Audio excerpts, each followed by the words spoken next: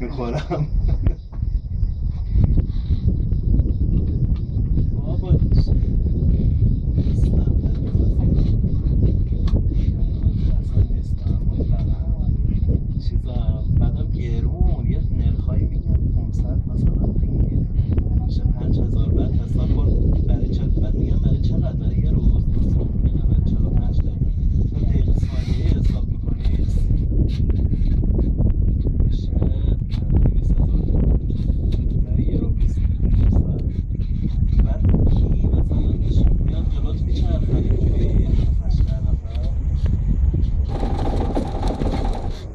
میچرخم باید تو این ویتنامی اون چینی اینقدر این تایلندی اونقدر اون فضای مالزیایی اینقدر خاطرم امروز فردا صبح تمام میشه ولی امشب دیگه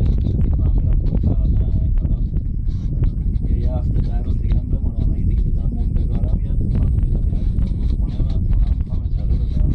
که من شام خوبه میشنم 2000 میشه ماه 800,000 استخوابه با استخر رو نمیدونم سان جکوزی و باشه و بدنسازی و همه چی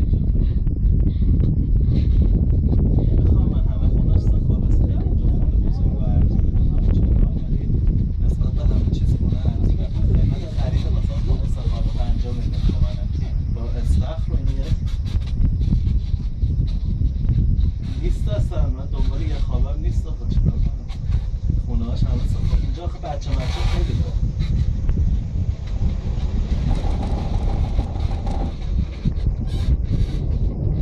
پرواز برگشتم فردا نمیام یه هفته دیگه میمونم هنوز به هیچ نتیجه‌ای نرسیدم یعنی که نمی‌دونم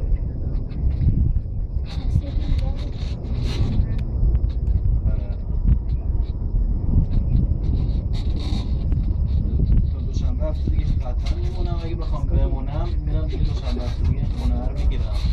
2 ماهه قرارداد می‌بندم 2 ماه دیگه بخوام برگردم حالا فرصت خوبیه